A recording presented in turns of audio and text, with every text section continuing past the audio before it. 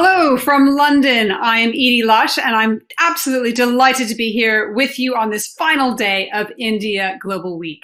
What an incredible time we've had, and we have been completely overwhelmed with the positive response from all of you on social media, letting us know what you think. We've had over 10,000 registered participants, 69 countries, many of you asking us when the next event is going to be. For that, stay tuned to us today and visit indiaincgroup.com for more. To reiterate what Manoj Ladwa said, India Inc. believes in great winning partnership, and all of you are terrific partners. And thanks so much to our sponsors for this event. If you missed any of the sessions or want your friends to see the replays, log back in to indiaglobalweek.com and you'll be able to see and share all of the sessions. Keep tweeting us at India Incorp, INDIAINCORP, and use our hashtag, which if you don't know now, there'll be a pop quiz at the end of this, but is Be the Revival. So now I am very excited about this next session. Pandit Ravi Shankar, one of the most influential musicians of the 20th century and a true icon of Indian classical music, and the man who popularized Indian music to the West. Personally, I know him from the Beatles, but they weren't the only ones to fall under his magical spell. Yehudi Menuhin, Rostropovich, and John Coltrane are also some of those people. We do have a really special musical tribute for you today, and I'm really excited for you to have a listen to the upcoming performances.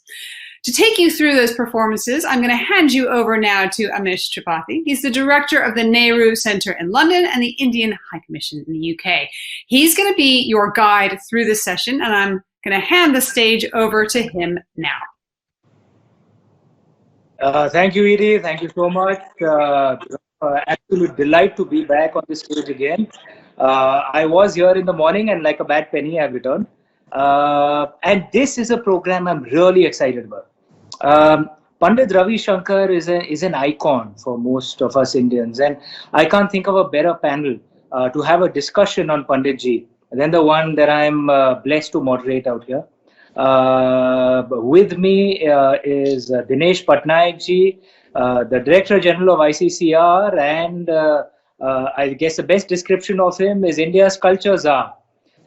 He is an IFS officer, batch of 1990, has served in various locations, Vienna, our very own London as well. And most importantly, he's not just my senior in the culture space, he's my senior as an MBA as well. I went to IIM Calcutta, so did Dinesh Ji. And I discovered recently that he started one of the festivals, NBSM, that I actually worked on many years later. Pleasure having you here, Dinesh Ji. And I'd like to introduce Oliver Craske as well.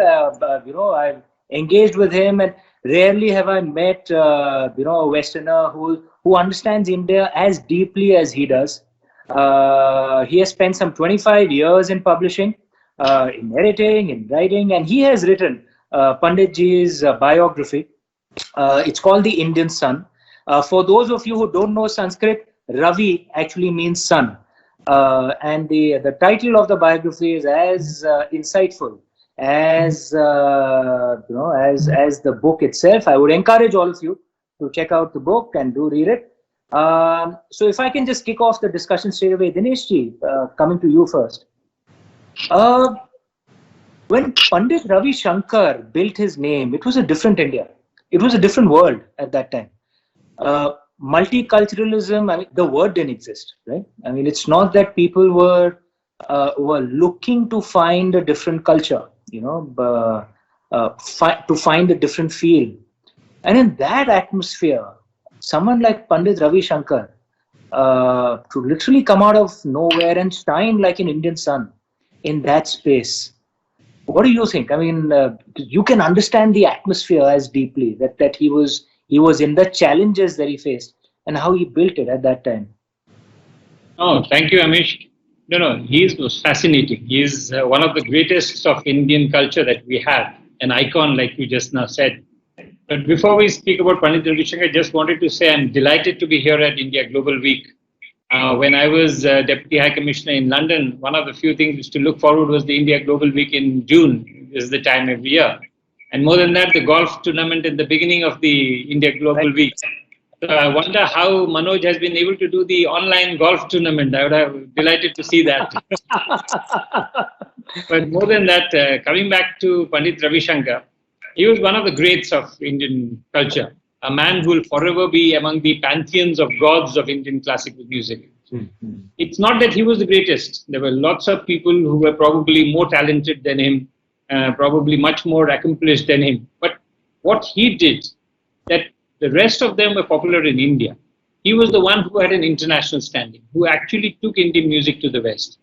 In a way, we were anticipating at ICCR, the Indian Council for Cultural Relations. We were actually looking forward to this year because this was the 100th year of Pandit Ravi Shankar. And we had planned lots of plans to celebrate it, from exhibitions to concerts. His disciples were in touch with me. I was in touch with Sukanya ji. We had a lot of plans for the year. I know the family also had a lot of plans. We were planning to do something in Spain, a musical instruments exhibition, concerts, a whole lot of things. And so it's just sad that because of COVID, we have to tone it down. We will probably keep on doing it, but we will do it at some time or the other. But for us at ICCR, Panditji was a great thing of pride, a person who actually started his life journey the time ICCR started its life journey. ICCR started in 1950, and in 1950 we were a fledgling organization. And in 1954, to one of the cultural delegations to USSR, Pandit Ravi Shankar was one of the persons who accompanied the cultural delegation to USSR. So in a sense, we have started our life together. And from there on, there was no looking back. He turned out to be one of the greats. And if you have to, and like you said, if you remember at that time, in the 50s, early 50s, and even at that time, Indian music, Indian culture was not well known. Indian music, on top of it, was not well known in the West. In the West, they used to look at Indian music as something exotic, but something monotonous. And if you remember E.M. Foster, when he wrote in Passage to India, he wrote, Indian music is like a maze of noises. So, in a sense, there was very little appreciation. They knew that there was music, but they never considered it as good or in the same category as the classical greats, Bach, Beethoven, Mozart. They felt that Indian music, and it's because of their written tradition. Most traditions in the West, they write down music. Indian music is not written down. It's more spontaneous, taken down from gharanas, from family to family, through oral traditions. It's not something written down. It's the same thing if you look at pharmacy in the world today. When you talk about Ayurveda or something, the problem with it is the pharmacopoeia, the ability to be writing down something, the exact ingredients. The same thing with Indian music. So it was not well known Indian music. And it was Panditji who actually took Indian music to the West. And at the same time as ICCR was growing up. And so what really happened was Indian music, people started understanding what it was. When Yehudi Menjivan first heard it, what did he call it? He called it, gives you a sense of serene exaltation. You can't ask for something better than that. And Panditji overcame all these obstacles, people not knowing about Indian music, to actually go forward and make Indian music popular. And we both started at the same time. In 1954, like I told you, cultural delegations, he went to USSR with the cultural delegation that ICCR did. There were many other things. He was a director at All India Radio, where he played music. His growth was the same as the growth of ICCR. And then in the 60s, there was an explosion of Indian music across the world, particularly in the US. And especially after he met George Harrison, the Beatles. And then Panditji started performing at Monterey Pop Festival, at Woodstock, at various places where suddenly Indian music became very popular. And Indian music, and ICCR reaped the benefits. Because for ICCR, suddenly people knew what was Indian music. And because of Panditji, there was demand for all other musicians. So even his great rival, Vilayat Khanji, he also, Ustad Vilayat Khanji, people like that, everybody went across. There are some humorous incidents about Vilayat Khanji, which we'll talk later on. But the whole idea was that Panditji took the Indian music to the West and made it popular. And how did he make it popular? Because he tweaked it a bit. He was versatile enough to understand that the audience in the West is not ready to see Indian music the way we do it in our gharana. So he tweaked it. What he made is he made his composition smaller. He made the pace a little faster. So the purists in India that time used to decry him, telling him that this is not what it is. But he went ahead. And because of his popularity, today Indian culture is well known across the world. Indian music is well known across the world. And so in a sense, ICCR owes him a big debt of gratitude. And this is the year which we would have done to celebrate Panditji in the most wonderful fashion that we could. And we will continue to do that. We are doing an exhibition of musical instruments which I hope to send to London soon. Awesome. And we do it together. Thank you. We're looking forward to that, Dineshji. And I think you've hit upon a fascinating point in speaking of the fundamental difference in the culture between Western classical music and Indian classical music. And that's fascinating. We will come back to that. Oliver, if I can come to you, Dineshji has given a wonderful, bird's eye view from the outside in to Pandit Ravi Shankar ji. Outside of his own immediate family and close circle of friends, at least I can't think of anyone who knows his life as well as you do. So I'm wondering if you can give us a perspective from the inside out. The background Panditji came from. Most Westerners have engaged with some Indians, but usually it's with a very tiny elite, the anglicized elite in India. Panditji didn't come from that background. He actually came from the real India. Right? So he was deeply rooted. And from there to shine like a sun in the heart of the Western music and culture scene. Take us through his journey. What do you think are the things which drove him and brought him out in this way? Sure. Thank you. And thank you also for your very kind introduction to me, Amishji. Ravi Shankar, you really had a sort of background of experiences that no other Indian musician had, which all goes to sort of explain his success, really. He was born in Varanasi. He's a Bengali, so he's born outside Bengal, a Pravasi Bengali. His father was actually a Diwan. He was a sort of high-achieving statesman, lawyer, very cultured man. But Ravi Shankar, you barely knew his father. It was a sort of very dysfunctional family in some ways. But he was very rooted in that culture, and Varanasi always had a special meaning to him. He found it a very powerful spiritual place, and he was always important to him. The big sort of transformation in his youth was at the age of 10, he moved to Paris and started touring all around Europe and North America and India as well, because his brother was a very famous dancer, Uday Shankar, and Ravi Shankar became part of that troupe as a youth. He was dancing as well as playing music in it, and for a while people thought he was more likely to be a dancer than a musician. So he had this incredible experience where he experienced the West. He was immersed in Western classical music and jazz and all these different kinds of culture, became very comfortable in those societies. But equally, what he was doing in that time is he was presenting Indian culture. So it's a kind of forerunner of what he did later.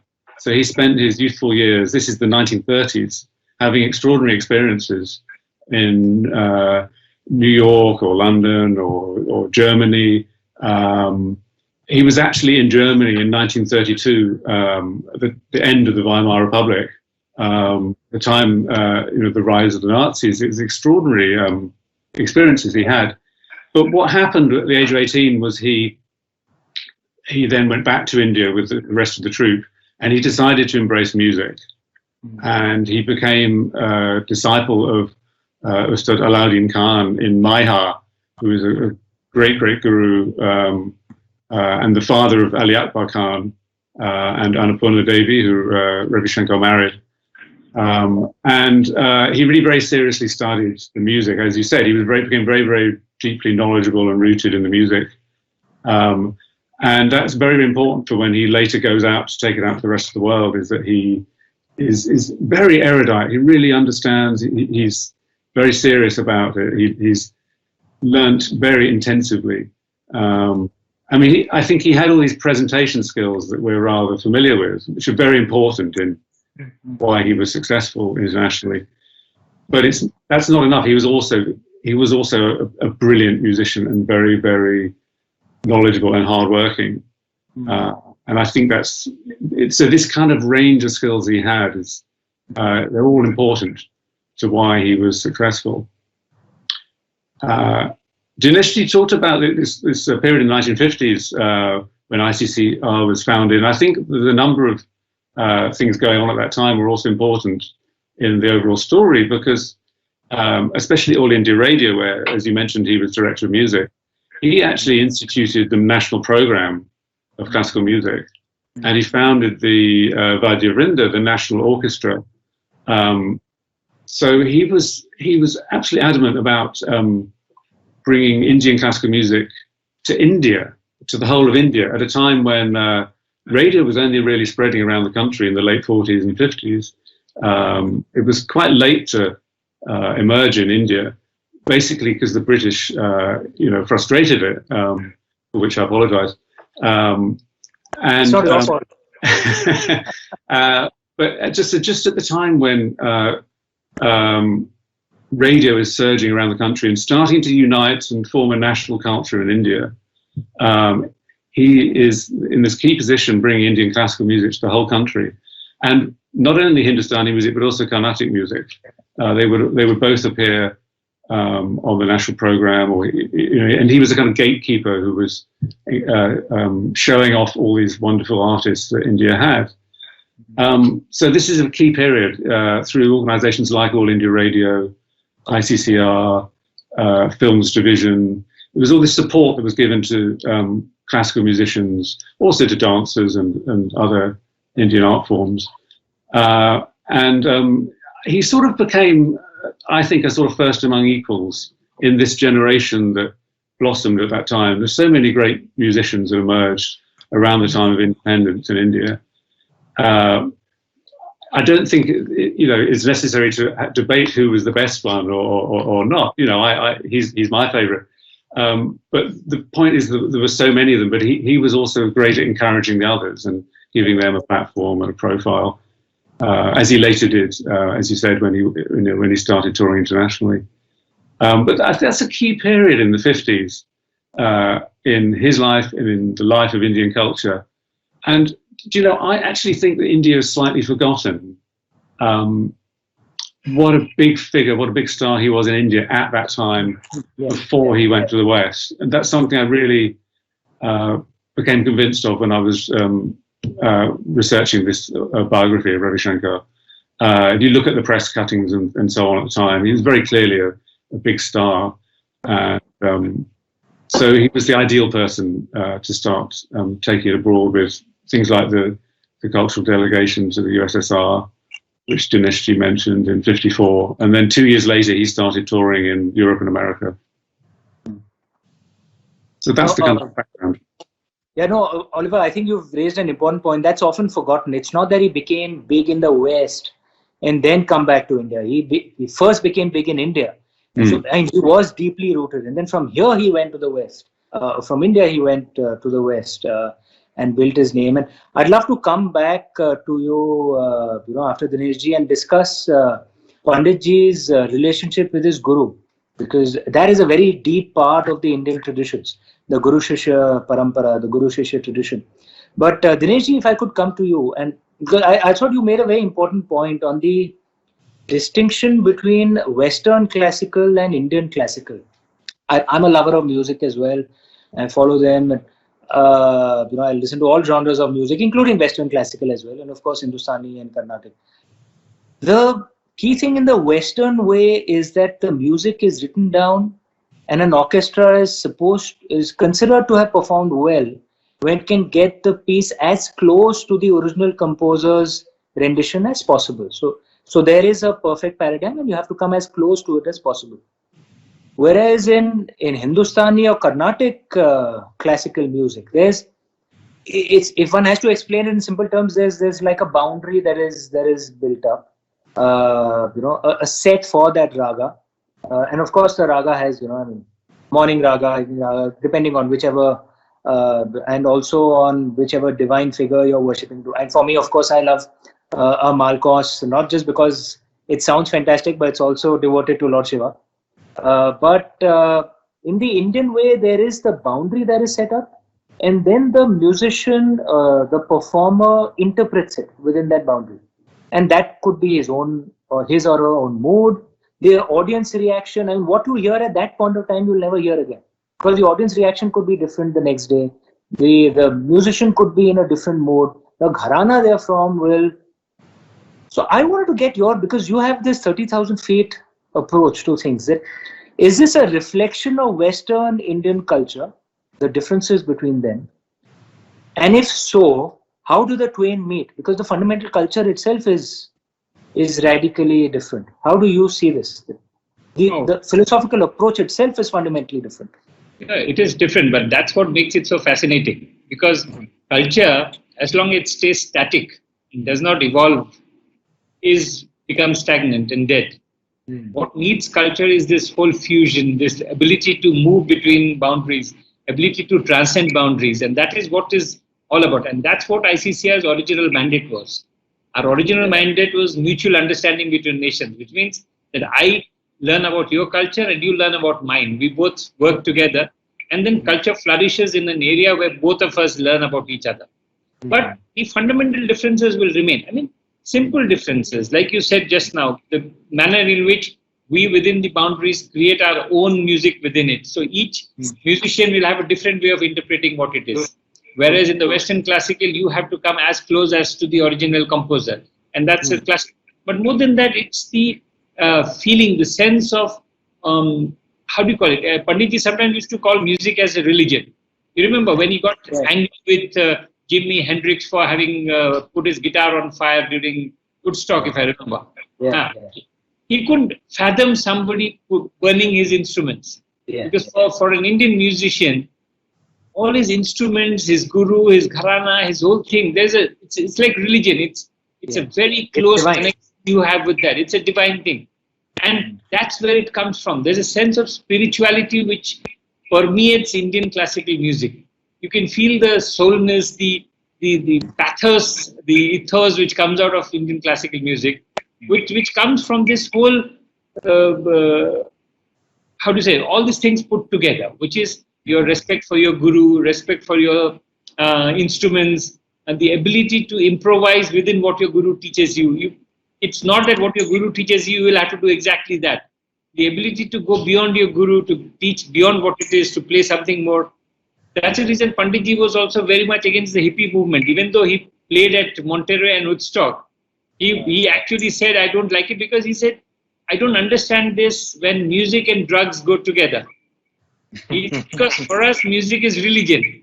You don't take drugs to lose your mind and then play music. You play music to give peace to your mind. So, so that fundamental difference will remain. But the whole attitude is nothing is right or wrong. Each one is a different genre of things, different way of playing music. And we have to appreciate both. And if you look at the best part about life is, look at both his daughters, I mean, Nora Jones and Anoushka.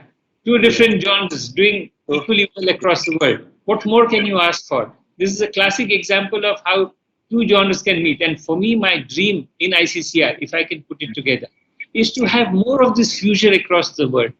Different musics, different dance forms, different cultures, all coming together to do something together where everything, the East and West, and never the twain shall meet, will not happen. It will meet, and it will flourish, and it will do well. Wonderful, wonderful. And I think that's a perfect segue to get into the discussion we had earlier.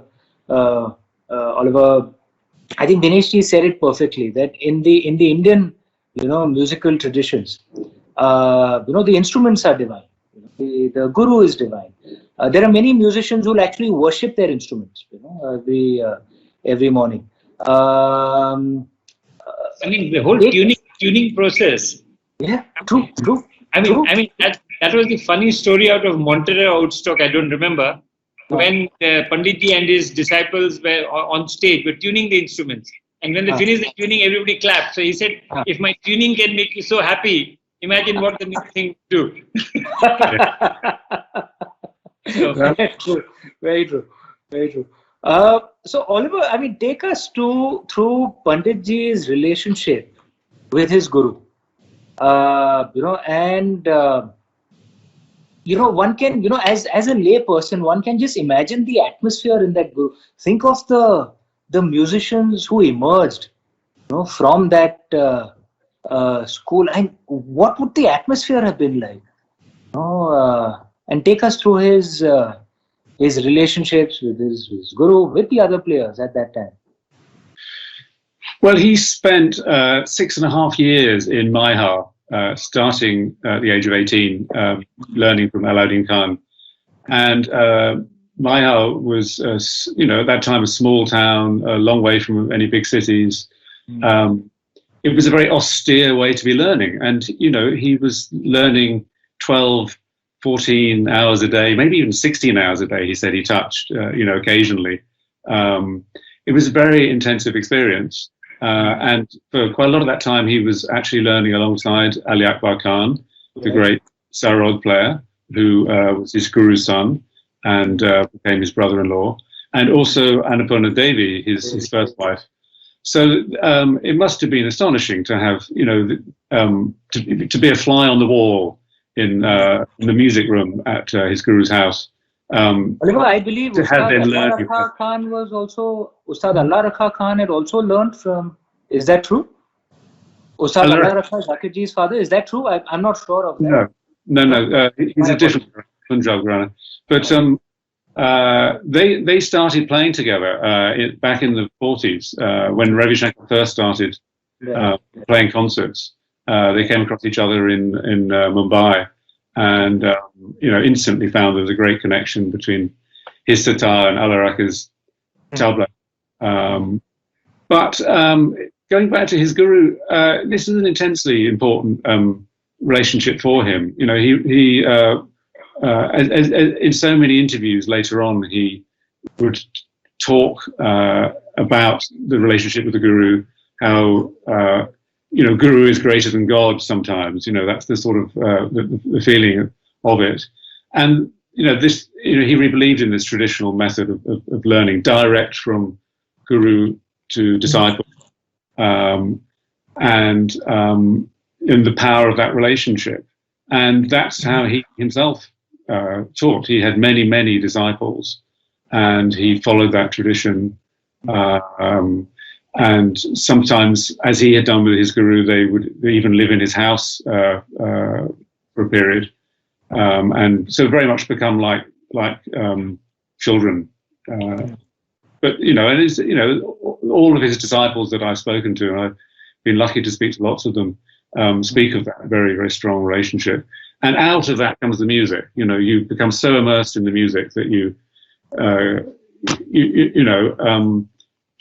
that's where your expertise comes from, because you have such a strong foundation, surrounded by it all the time. So, sorry, please carry on. I was going to say that yes, when he was talking about Indian music to foreign audiences, he would always talk about this relationship as being fundamental to it, and that's how he wanted to teach himself. He did start a couple of music schools, first in Bombay and later in California. But although they were had some great classes, I'm sure, on students, what he was really good at was the teaching the top level students, and that's what he loved doing.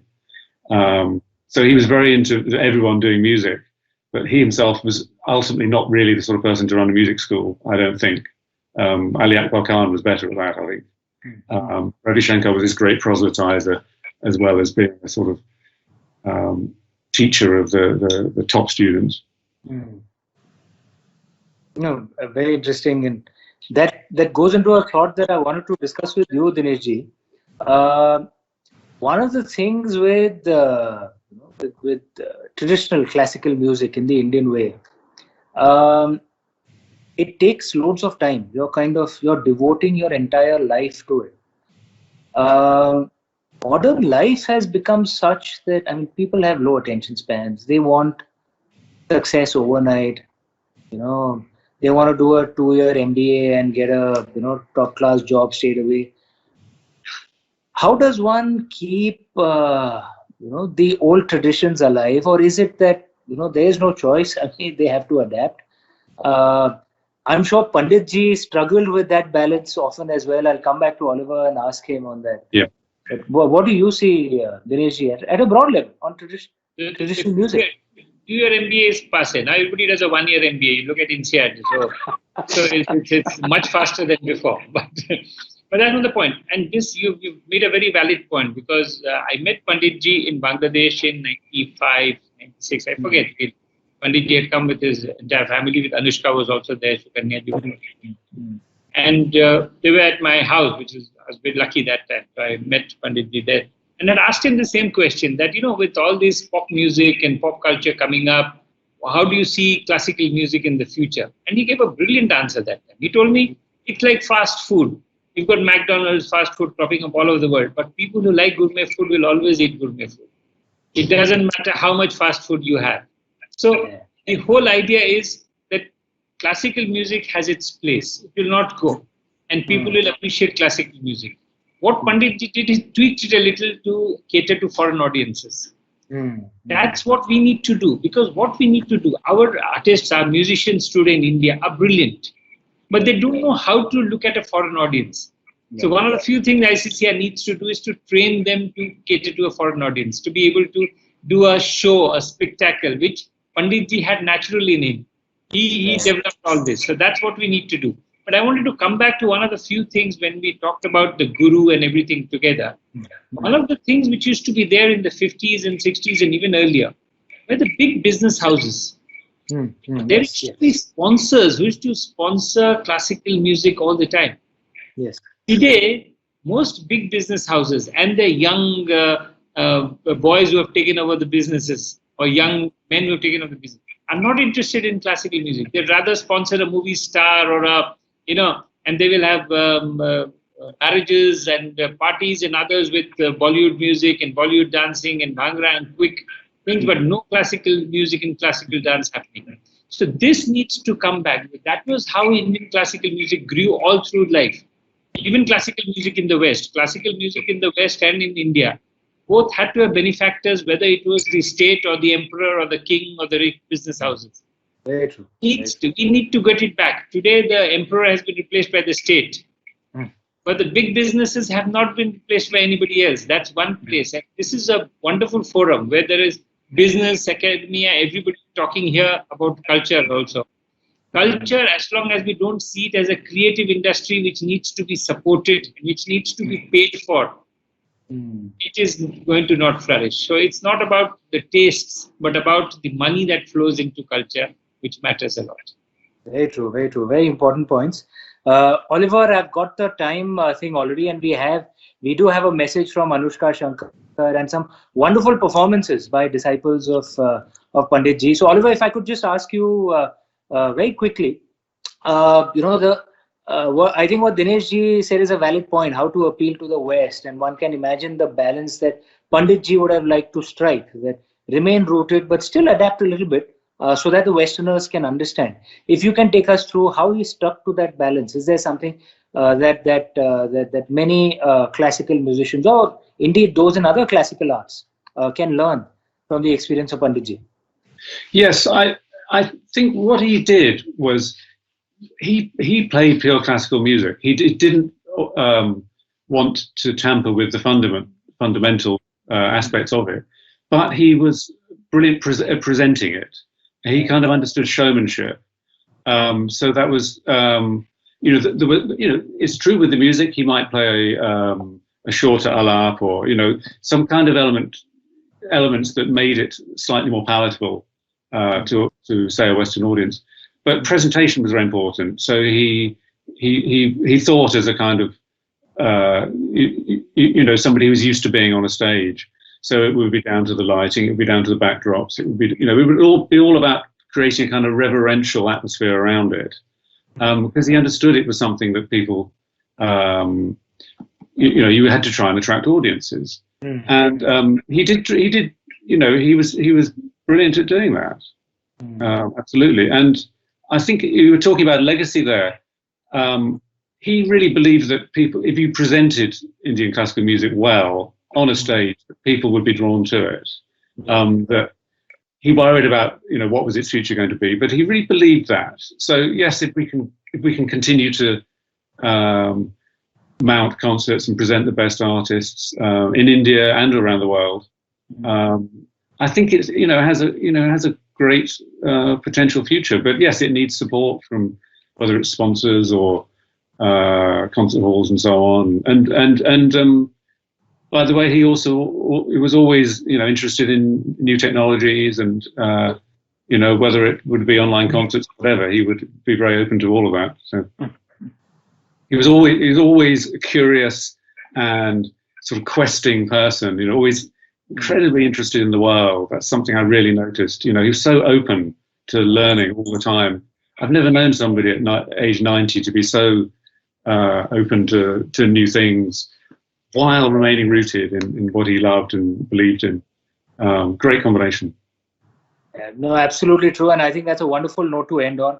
What a great combination, to be rooted in who we are and yet open to all cultures, and and see how we can engage, and a perfect role model for a cultural ambassador.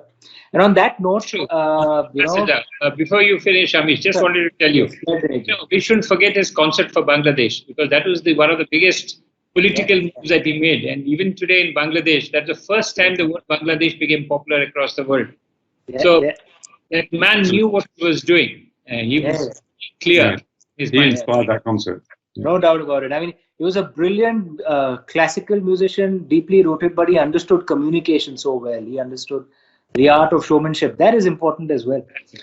Wonderful note to end on. What we have right now, ladies and gentlemen who are watching, we're going to get a message from Anoushka Shankar, a brilliant musician in her own right, someone I'm a big fan of.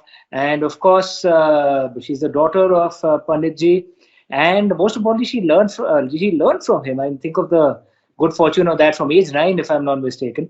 So there is a short message from her, from Anoushka Shankar, and post that the fine gentlemen and ladies at India Global Week are going to play performances by students, disciples of Pandit Ji in his honor. Enjoy the wonderful videos to follow. And as far as the three of us are concerned, this is where we sign off. Fortunately, you don't have to see us anymore. Wonderful. Thank you, Dinesh. Thank you, Oliver. Hello. I just wanted to say thank you to the India Summit for celebrating my father, Pandit Ravi Shankar, in his centenary year. It's a very special year for us. My father would have turned 100 years old this year, and we had many plans. And like many people's plans, this year, the plans obviously changed. We were going to be doing a series of live concerts around the world with his disciples, his family members, playing his music, his compositions, and basically celebrating his music, his art, his life, and maybe reintroducing people to the wonder and magic of his music. Of course, everything changed. All the concerts had to be cancelled or postponed, and we haven't had a chance to do any of them. So I'm really grateful for opportunities like this to at least reach people through a digital medium and be sharing about my amazing father. Pandit Ravi Shankar, as many of you may know, was, I don't even know how to describe it, to be honest. He was my father. So it can be strange to separate from that and try and talk about him as a musician. But he was, simply put, one of the greatest musicians of the 20th century, one of the greatest musicians we've ever had in the history of world music, not just from Indian classical music. He was a very unique figure, and I think some of the taglines about him, the few things that people may know if they don't know a lot, can almost reduce the scale of how amazing he was, because people just know those couple of things. Like, for example, Ravi Shankar was the man who introduced the Western world to Indian music. Or Ravi Shankar taught George Harrison the sitar, or Ravi Shankar was the godfather of world music. The fact that all of those things are true is incredible, but for me what's incredible is that doesn't even touch the surface of who and what he was. You know, he was one of the deepest, most spiritual, knowledgeable musicians there's ever been, definitely the most I've ever known. He was somehow able to be a classical purist and a completely open-minded innovator at the same time. He completely changed the face of Indian classical music. He completely restructured the way we perform it, the way it's notated, the recognizable shape of the instrument he played, the position of percussion musicians, for example. He obviously was an incredible composer. You know, so many of his film soundtracks, his concerto, his song compositions are things that are just so exquisitely beautiful, part of our landscape of music that we know, you know, along with, you know, one of our national anthems, if that's not enough. He was an incredible teacher. You know, I don't think that every musician and artist is as giving and generous and able to be a teacher, but he was able to be a composer and a performer, but also a teacher, and to really have that passion to share his music. I think maybe I'm waffling a bit, because at first I can't come up with anything. Now you have to wait for this plane to go by me. I'll come a bit closer and speak a bit louder. But maybe at the heart of it, it was his passion and his love for the music itself, you know, for what spiritual connection the music gave him, and in turn that he then wanted to share with other people. Maybe that's what was at the heart of him, that it didn't matter how that manifested. It could be as a performer, as a pioneer, as a composer, as a teacher, but he wanted to share. He wanted to share what he got from it. And he wanted to do that endlessly, limitlessly, generously. One of the things that I had the chance to experience of him, that his students and people who knew him well have experienced, was the nature of his creativity.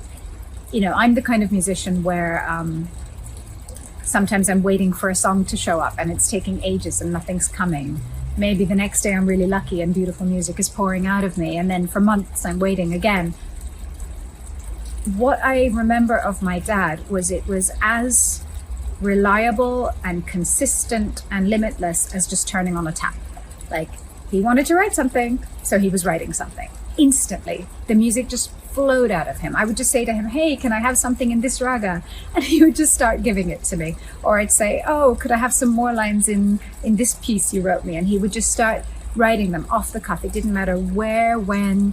He could just create. He had this kind of connection to that creative source that was just so open and free-flowing. It was astounding. It was actually quite intimidating, you know, to have that as my teacher and father. It made me kind of think, God, how do I ever do that, you know? But it was also very inspiring, of course. He gave us, in a way, a new face of our culture. I think it's important to also remember the context of the time period. You know, by the time I knew my dad, he was in his 60s. He was already the great Pandit Ravi Shankar who had been him for so many decades. But if we think of the time period that he was learning music and building his career, you know, in the 1940s, like, he was kind of growing in tandem with a new India in a way. And he helped to sort of reshape that cultural and musical identity at a time where it was maybe really, really needed for a country that was finding itself anew. And so through his role in All India Radio, for example, he became the sound of the nation. You know, he became that sound for people. And he was a household name. He was for a classical musician to be a name that everyone knew, that everyone looked up to, you know, before social media, before TV could just help you reach around the world in an instant. He managed to do that by showing up and working and playing and performing in every town and city and village and country. It's astounding what he did. I did find some things to say about him after all. What else do I want to say? It's a cliche, but it's true that he was humble. Like, he had a sense of who and what he was. He knew his musicianship. It's not that when I say he's humble, he went, oh, no, I'm not a good musician. Not that. He knew his quality, he knew his skill, but he knew where that sat in context of the infinite possibilities of music and creativity. So he was humble, because even though he was a master, he could see how much more there was to master and how endless that was.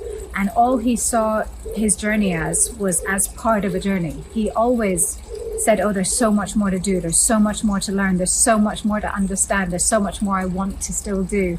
And there was no better teaching as a student than to see the greatest musician I'd ever known think of himself as a student of music, because it just showed me how infinite music was.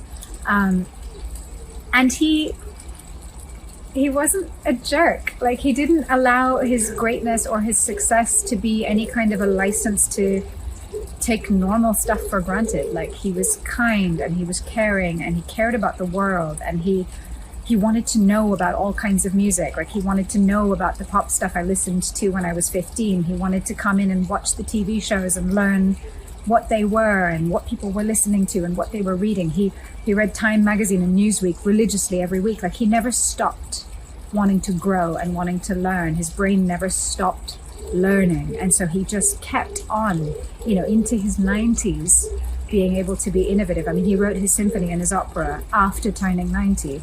He wasn't done. So yeah, he was incredible. And that's not just because he was my dad. He just happened to be my dad. So I was very, very blessed to have that in my life. And it's nice to get to share a bit of that with you guys. We also have the opportunity to hear some of his disciples. 3 of his incredible students will be performing for us.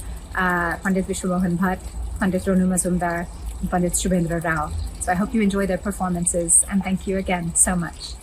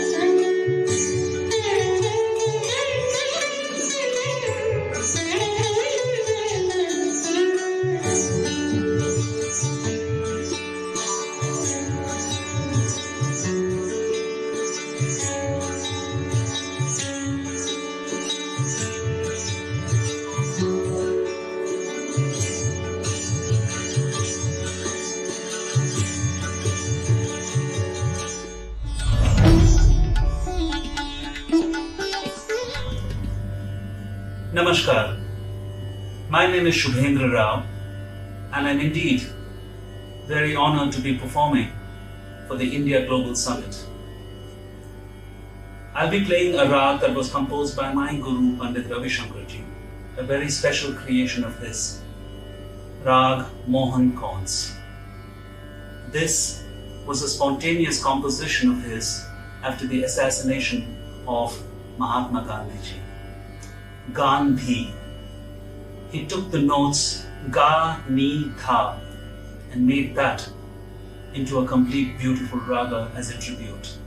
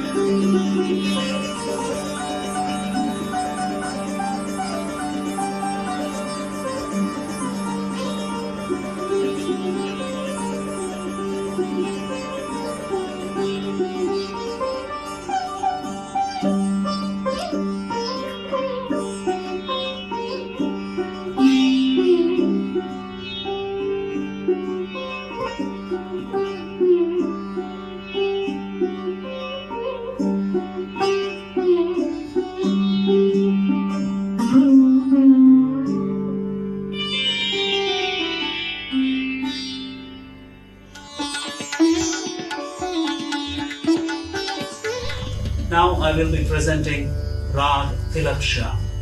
This is another beautiful creation of my Guru, Bharat Ratna, Pandit Ravi Shankar. This rag became very famous when he composed the song Jaane Kaise Sapnon Mein Kho Gayi Akhiyan from the film Anuradha, sung by Lata Mangeshkar ji. Rag Tilak.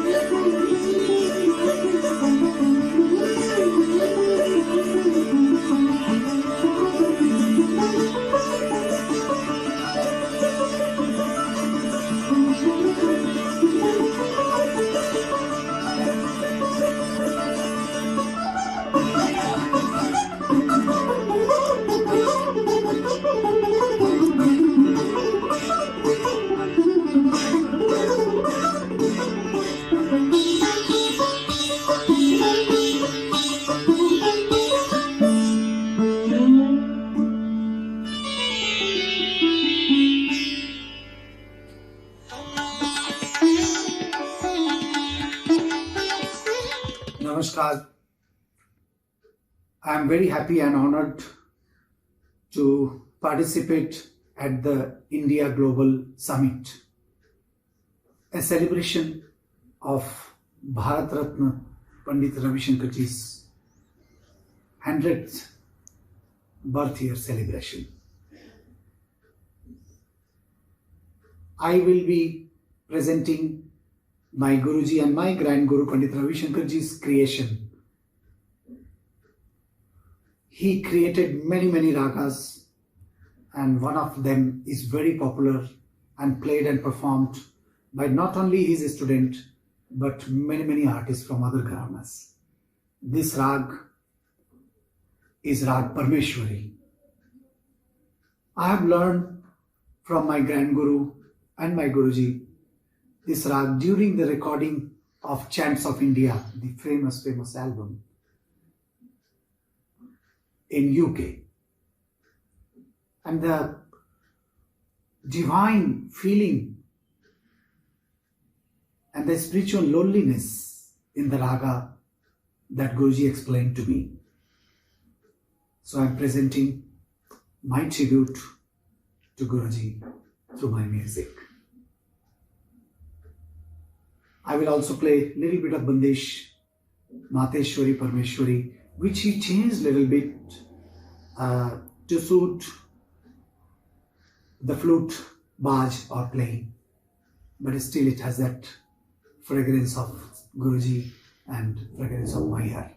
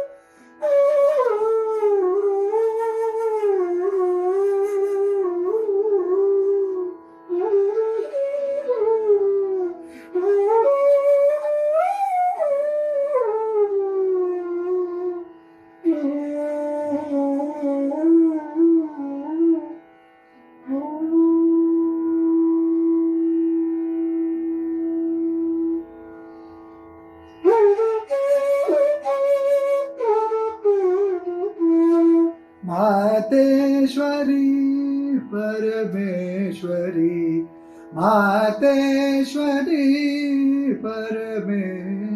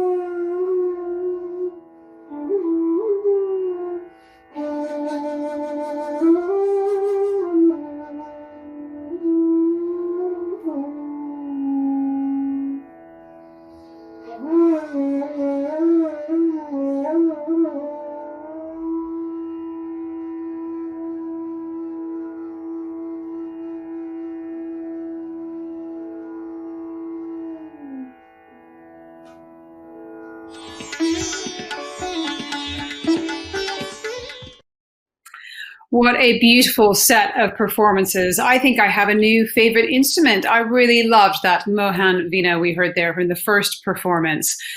And I really learned quite a lot about Pandit Ravi Shankar. I thought that some of the comments that we heard in the panel were really interesting. Amish Tripathi took us through a really interesting, detailed list of what he was like, that he was always open to new technologies, very curious, while remain rooted to what he believed in. And what a beautiful tribute from his daughter Anoushka, that he was outstanding, humble, kind, caring, and someone who never stopped wanting to learn or grow. And I loved this, especially that he helped to shape the cultural identity of India at a time when it was really, really needed. And of course, he became a household name way before the time of social media, and not just in India, but in the United States, the United Kingdom, across the world.